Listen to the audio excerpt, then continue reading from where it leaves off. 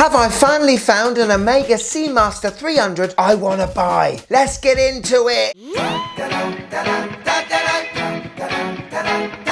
Yes, and welcome to the Mad Watch Collector Show. Now this year I've sort of made it my mission to seek out an Omega I actually would like to buy. I'm a big fan of military history, and there ain't no brand out there that have given more to the militaries all around the world than Omega.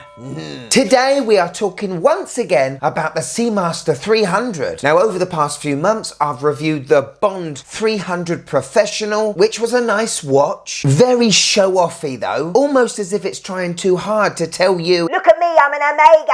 I love my tool watches, and this is more of a luxury, refined, sort of show-offy type tool. And even though this is a very capable tool watch, its main features have become the looks, the glossy blinginess, and let's be fair, subtlety has gone right out the window. And so that's why I reviewed the No Time to Die Seamaster. This is definitely more my kind of look because it's understated, undercover refinement. The only problem was it's made of titanium, and for anyone that has watched the show for long enough knows that I can't get on with titanium. It's too light. Also, the price of those watches are ridiculously high, but today I get to review a watch that is semi-based on the very first, well, proper Seamaster. The one that came out in 1957 was when it started to look like a dive watch, you know? It had a rotating bezel and looked sporty. Omega have brought back this design in their heritage line, first coming out with a limited edition that was an actual like-for-like copy of the original 1957 release. That was mega expensive and it sold out. The one I'm showing you today is definitely a reinterpretation and not like for like, cherry picking the best bits from the vintage design and putting it into this new modern one. But the big question is, have I finally found an Omega Seamaster I want? And even more importantly, has Omega finally made a decent ratcheting bezel? This show could not have been done today without the help of Watchfinder. If you would like a luxury pre-owned watch, this is the place to go. Right, let's get on with it. Are you Seamaster ready? Let's go. So here it is, ladies and gentlemen, the 234.30.41.21.01.001. Otherwise known as the Seamaster 300 Co-Axial Master Chronometer 41mm. Just as bad. But what a handsome watch this is. Totally different to any Seamaster I've reviewed so far. Oozing with vintage vibes. Obviously, if you're not a fan of faux patina, this one's not going to be for you already. But I definitely do like it. I appreciate it. I'm not sure I like it on the Seamaster 300 text because it's supposed to represent the sort of degraded and faded radium that was on the indices and handset. Having the same colour on the text below the handstack shows you this is a stylized watch. That dial is very interesting, more on that later. It's definitely a more skin divery look, isn't it, with that thin bezel. No crown guards on this watch. Again, another vintage tick. And yes, we don't have that dad's looking bracelet anymore. More on that later too. Very interesting stainless steel case and bracelet. We've got polishing on the tops of those lugs, brushing on the sides of the case, and those lugs integrate so well with that flat link bracelet. And first impressions, it's very nice. Quick spec check!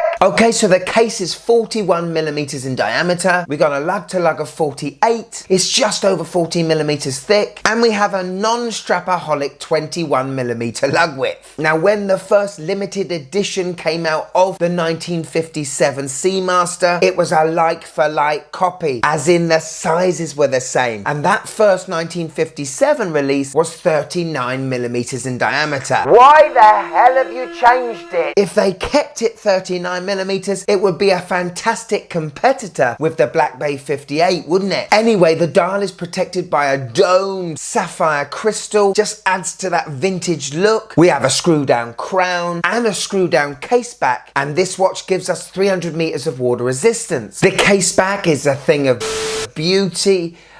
Oh, for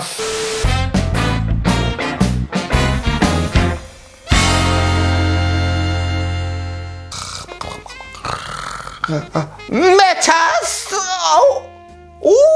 And welcome to another edition of the Design House, where today, we take a look at a beautiful, beautiful Omega with a co-axial. Let's take a look. Oh my word, this is incredible, isn't it? The mechanics, the jewels, the winding, the rotating. This is incredible. First of all, I love the wave case back, the way to twist it off. Must remember that design. The bridges, the pivots, the jewels, a true work of art. It's a wonder how anyone would ever want to look at the actual dial face. Oh, it's giving me urges and I don't understand them. Ooh. So there you have it, an extremely beautiful case back from an Omega. That's it from me, and I'll see you for another edition of the Design House. Cut. Oh, Omega. Time for a cup of tea and a couple of sweet bickies. Could you just click that like button, please? It really helps the channel.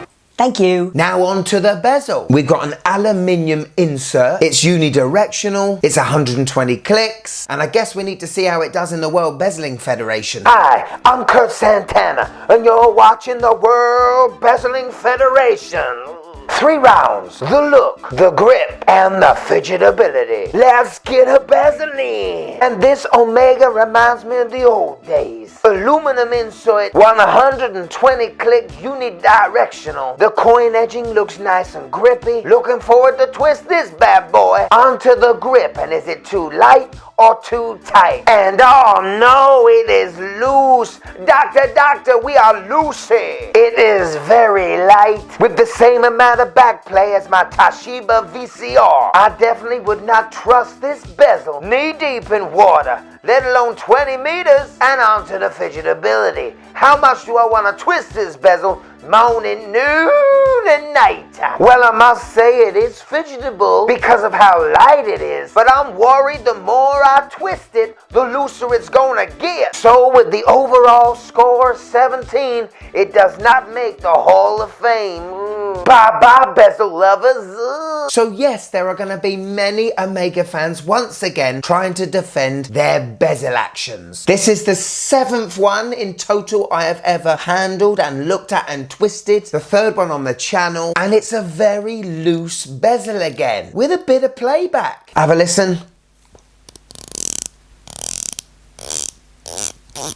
£6,500 this bad boy is, and for that sort of money, definite turn off for me. I expect much more. All I'm gonna say, Tudor. Right, on to the bracelet, and this is a thing of beauty. I'm not a huge fan of polishing on a bracelet on any of the links, but I love the way it integrates with the lugs of the watch. Absolutely huge screws on those solid links, and I've got to say I much prefer the clasp on this watch to the Bond Seamaster. It's smaller, beautifully executed, milled clasp, and a truly exquisite on-the-fly pushable adjustment in case your wrist expands or despans. Beautiful bracelet. Okay, let's look at the face. Dial time. And you've got to give Omega credit for doing something a little bit different. What we have here is a sheet of that faux patina luminescent and then the matte black dial sandwiched on top, giving you this stencil effect, which gives us depth, and I think it works so well on the indices. I've got to say I'm not a massive fan of it being on the numerals. Either the black matte sheet that goes over top is too thick, or the numbers are just not thick enough. Yes, straight on they do look pretty nice, but if they're put at just an angle, you do struggle to see that cream color underneath. But I have to say those markers I prefer so much more than the modern Seamaster 300. This is more true to its roots, you know. I love that big broad arrow hand and the sword minute hand. What I am not massively a fan of is the seconds hand. To have a lollipop right on the tip of that hand works against you finding the precision when hacking this movement, and I'd always like my hands to finish with a point. All in all, a lovely looking dial where perhaps the numerals should just have been printed. So really looking forward to this. We've got Lume on the bezel pip, Lume on the bezel insert, we've got Lume on the handset and Lume on the indices. Out of 10, let's see how this puppy glows.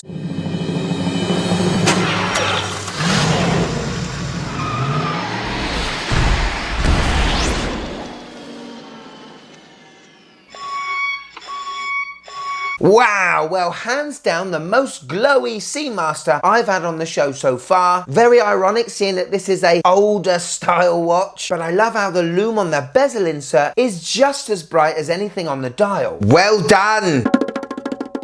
Okay, so powering this watch is a very snazzy movement. The in-house 8912 Master Chronometer. Meta certified. With 60 hours power reserve, racing away at 28,800 beats per hour, can withstand 15,000 Gauss of magnetism. That's a lot of Gauss. And there is no surprise why this watch has a display case back. It's a thing of beauty. This engine's gonna last a long time before it needs a service. That's one of the bonuses of having a Co-Axial escapement. The only issue I have is that it's not massively fun to operate. So you've got a crown that goes outwards like a Reese's Pieces cup, but it's hard to get your fingers on. Also, the bezel comes away from the case, which makes it even harder to grab at that crown. This movement actually has a special feature. It doesn't have a date complication, but does have two positions. The first one being a quick hour jump feature, almost like a GMT function. Why it's in this movement, I don't know, but it's a feature you could definitely say to your fellow watch nerd, look what my hour hand can do.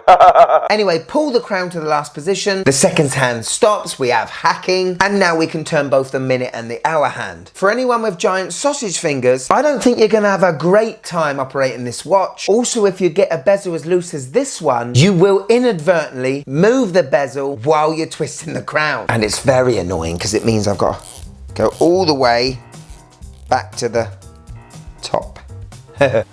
On my 6.5-inch wrist, and this watch feels a little bit head heavy. It's not sized perfectly to me, so it's a little loose, but compared to my Black Bay 58 I've been wearing all day, it just feels a bit weighty. It is a couple of millimeters thicker and bigger in diameter, but whenever I see a proper vintage looking modern watch, I want it to be more of a vintage traditional size. Why they couldn't keep this watch 39 millimeters really makes me question what the heck they were thinking. Anyway, I know a lot of you guys with bigger wrists will absolutely love this watch. It's actually the first time I've ever liked a polished bracelet because I think it works so well with the watch. And even though there's not a lot of blinginess like there is on the Bond Seamasters of today, it really does stand out and you can definitely tell it's an Omega. Lovely. So there you go, the Heritage Seamaster 300 in all its glory. What did you think? £6,500 for this watch. Do I recommend it? Well, if you love Omega history, brand history, I think it's a great blend between modern watchmaking and vintage aesthetics. If I was to compare it with my Black Bay 58 OG, I still don't think there's any contest. It would definitely be the Tudor. Obviously the engine inside this is far superior, but once you get to a chronometer level engine, you don't really need more than that. The Black Bay 58 is still half the price of this thing. So have I finally found an Omega I would like to buy? No, it's a pass from me, but definitely a good effort. Here it is, my wife's first impressions of the Heritage Seamaster 300. Don't like it. The dial looks sharp. Everything's a bit shiny and I'm getting compass vibes. Well, there you go. Great for navigators. Thank you so much for watching till the end of this show. Big shout out to Watchfinder. Get on their website and you choose a good pre-owned luxury watch. Also, click here if you want more of the Mad Watch Collector channel. Yeah, come and be a member. There's merch at the bottom here now. Get some merch, and if I've got you for a few more minutes, click this one. Oh, lovely. It's probably an Omega, isn't it? Omega! Click it, come on, click it!